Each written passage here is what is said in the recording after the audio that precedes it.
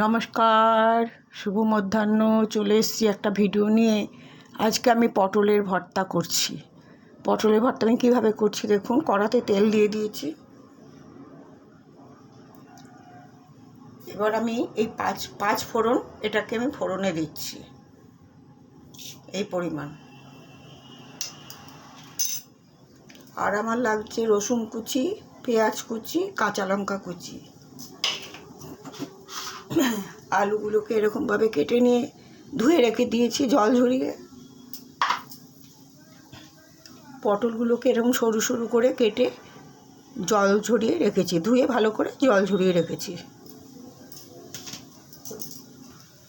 প্রথমে আমি রসুন দিয়ে দেব।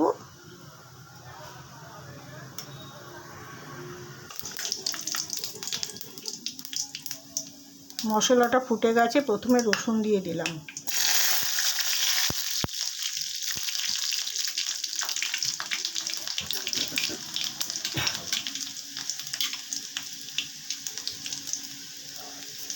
এবার দিয়ে দিচ্ছি পেঁয়াজ কুচি।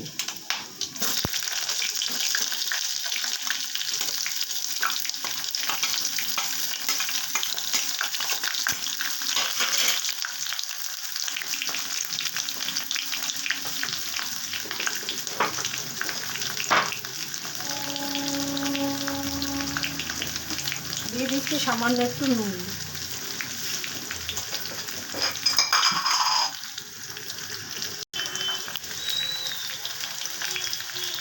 দিয়ে দিচ্ছি সামান্য একটু হলুদ।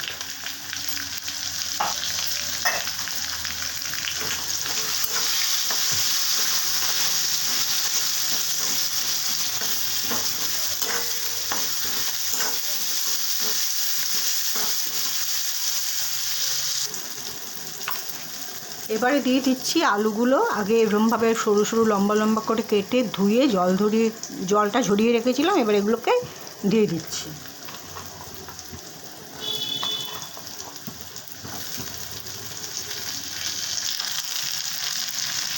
আলুটা একটু ভাজা ভাজা হয়েছে, এবার আমি দিয়ে দিচ্ছি পটলগুলো। এই যে পটলগুলো এরকমভাবে কেটে দানা ভালো করে ছাড়িয়ে নিয়ে জল দিয়ে ভালো করে দিয়ে জল ঝরিয়ে রেখেছিলাম।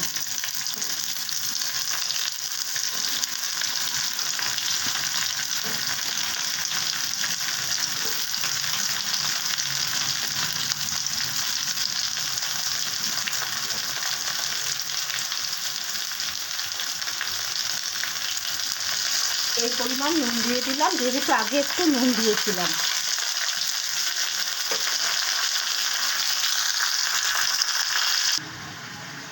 এবার আমি এই কাঁচা লঙ্কাগুলো দিয়ে দিচ্ছি।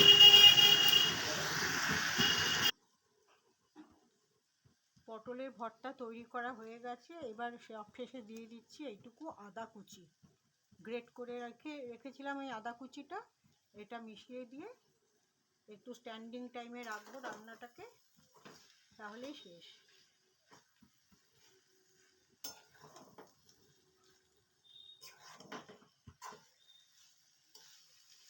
যেহেতু ভর্তা করছি সেহেতু পেঁয়াজ, রসুন, আদা, কাঁচা লঙ্কা কুচি সমস্ত কিছুই দিলাম।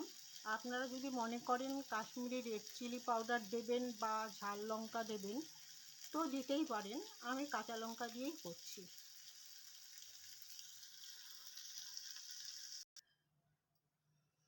পটলের ভর্তা আমি পাত্রর মধ্যে ঢেলে নিয়েছি স্ট্যান্ডিং টাইমে রাখার পরে।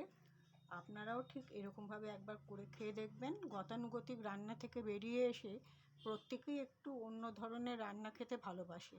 সেই কারণে আমি পেঁয়াজ, রসুন আর আদা দিয়ে এটা করলাম। সাধারণত দই পটল করি বা পুর ভরা পটল করি, পটলের দোলমা করি, চিংড়ি পটল করি। আজকে আমি ওইসব থেকে বেরিয়ে এসে পেঁয়াজ, রসুন, আদা, কাঁচা লঙ্কা দিয়ে পটলের ভর্তা করলাম। আপনারাও একবার করে খেয়ে দেখবেন, খুব ভালো লাগবে। তাহলে আমি আমার ভিডিওটা আজ এখানেই শেষ করছি। দেখা হবে পরবর্তী আরেকটা ভিডিওতে। সবাই ভালো থাকবেন। নমস্কার।